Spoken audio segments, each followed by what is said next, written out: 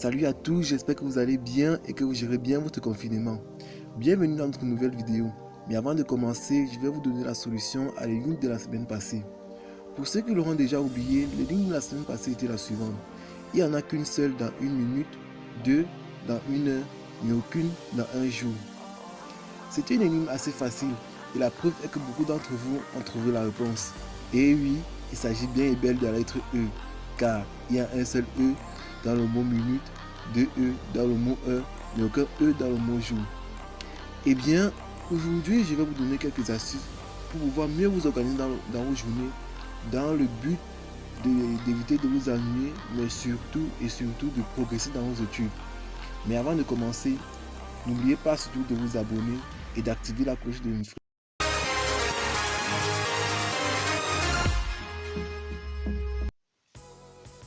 Depuis que cette affaire de confinement a commencé, le rythme d'études de plusieurs élèves et étudiants a carrément baissé. Certains pensent qu'ils sont en vacances, pourtant ce n'est pas le cas. Malgré que nous restons à la maison, la CATV continue de poursuivre les cours pour les élèves du primaire et du secondaire. Et ceux du supérieur font des cours en ligne. Certains composent même déjà. Donc arrêtez de rêvasser et réveillez-vous pour suivre nos conseils et mieux vous organiser à la maison en espérant que vous restez vraiment chez vous.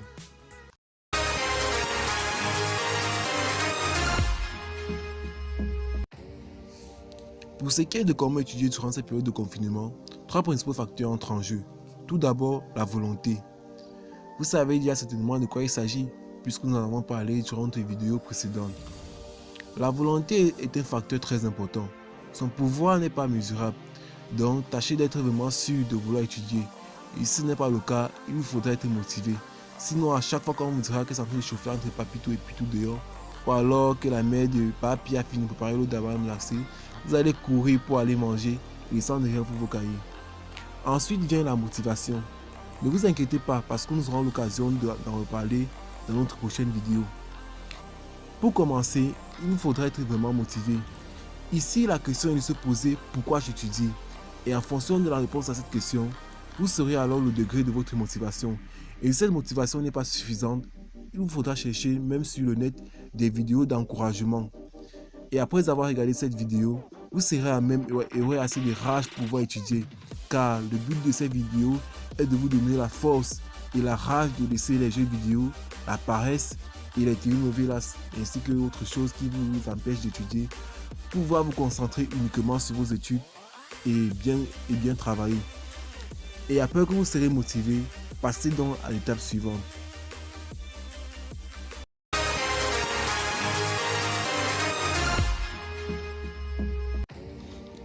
À présent, passons à l'emploi du temps. Mais avant de commencer, il nous faut d'abord comprendre son rôle et son importance. Il serait insensé et même anormal de vous lancer dans les études sans établir au préalable un emploi du temps. L'emploi du temps est très important en ce qu'il intervient non seulement dans les études, mais aussi à organiser les journées, le boulot, les déplacements et vous permet d'éviter des embrouilles, des répétitions et par la suite de dire si je savais. Mais pour vous, après avoir eu assez de motivation et de rage pour pouvoir étudier, vous devez vous asseoir, établir un bon emploi du temps. Et à présent, je vais vous montrer comment faire pour établir un bon emploi du temps.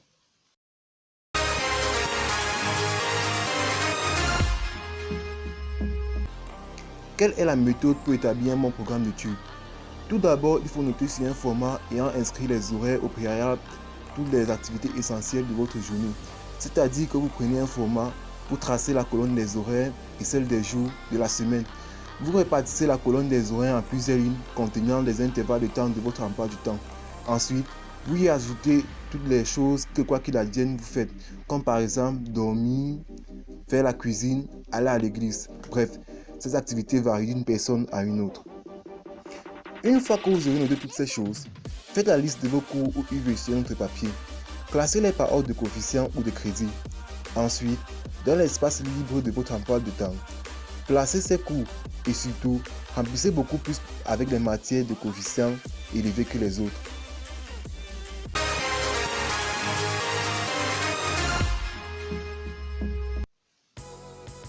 Une autre règle de remplissage des cases est la suivante. Placez plus les matières difficiles que celles que vous maîtrisez. Donc, si vous êtes peut-être en première année mathématiques et vous maîtrisez mieux les matrices que la mécanique, bref, que vous maîtrisez mieux la mathématique et la physique en général, ce n'est pas parce que vous aimez cette matière ou qu'elle a un crédit supérieur à l'autre que vous allez forcément l'étudier à tout moment. Non, au contraire, puisqu'elle est évidente pour vous, mettez en premier plan les matières qui vous menacent vraiment. Surtout, prévoyez les heures de repos, de détente et de distraction. C'est très important. Vous pouvez prendre une pause de 5 minutes toutes les 1 heure et une autre de 45 minutes toutes les 3 heures. C'est vraiment important de renouveler de l'oxygène dans le cerveau.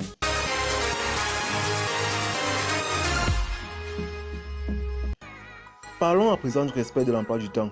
Ça ne servira à rien d'établir un emploi de temps si vous ne devez pas le respecter. Raison pour laquelle je vous ai demandé au début de trouver une motivation assez forte qui vous permettra de suivre à l'aide votre programme d'études. De plus, le programme doit être hebdomadaire ou séminaire, c'est-à-dire que vous devez le renouveler chaque semaine.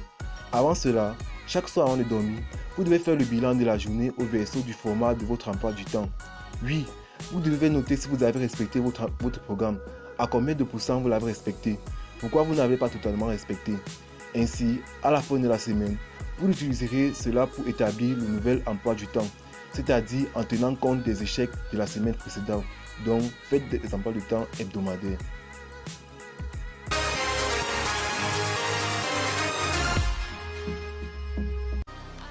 Redéfinir ses priorités. Une chose importante que vous devez savoir est que vous devez redéfinir vos priorités. Est-ce que votre priorité c'est la télévision?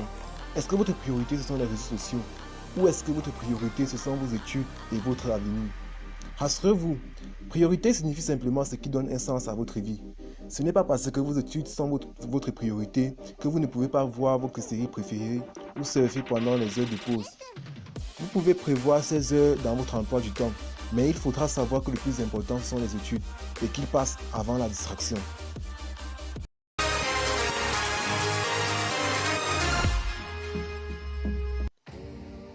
Maintenant, je voudrais vous parler de la méthode SMART. Plusieurs parmi vous ont déjà sûrement entendu parler de cette méthode, mais est-ce que vous savez vraiment en quoi elle consiste?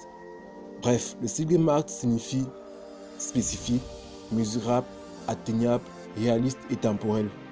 Je vais maintenant en quelques lignes vous expliquer ce que chacun de ces mots signifie.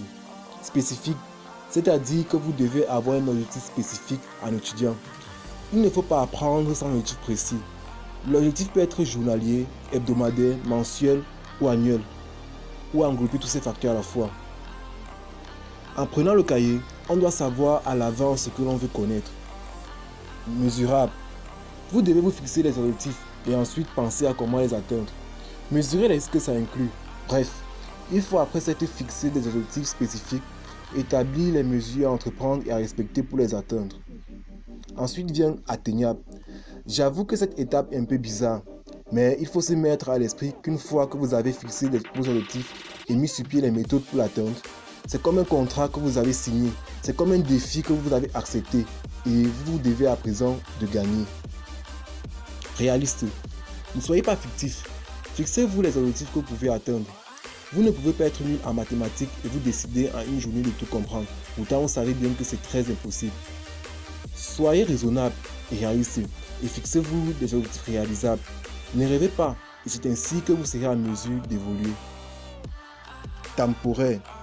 La majorité de vos objectifs doivent être temporaires et c'est ainsi qu'il sera plus facile pour vous de les atteindre.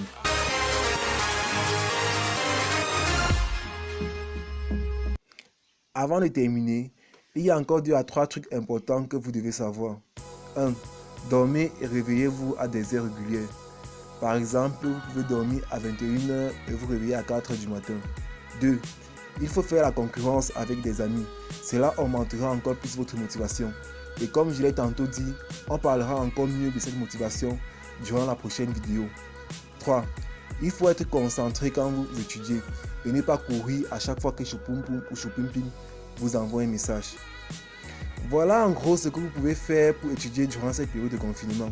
Ça vous évitera l'ennui et vous pourriez aussi bénéficier de quelques-uns de ces conseils même après le confinement. Nous vous remercions d'avoir regardé cette vidéo tout en espérant qu'elle vous sera grandement utile. Likez si la vidéo vous a plu et si ce n'est pas le cas, dites-nous ce qui n'a pas marché dans les commentaires en bas. Tout comme la semaine passée, nous allons vous laisser une petite énigme que vous allez résoudre et mettre votre réponse en commentaire. et la solution de l'énigme nous sera donnée la semaine prochaine. Voici l'énigme. Pour moi, l'accouchement vient avant la grossesse, l'enfance avant la naissance, l'adolescence avant l'enfance, la mort avant la vie. Qui suis-je? Je répète l'énigme. Pour moi, l'accouchement vient avant la grossesse, l'enfance avant la naissance, l'adolescence avant l'enfance, la mort avant la vie. Qui suis-je? Bonne réflexion à vous.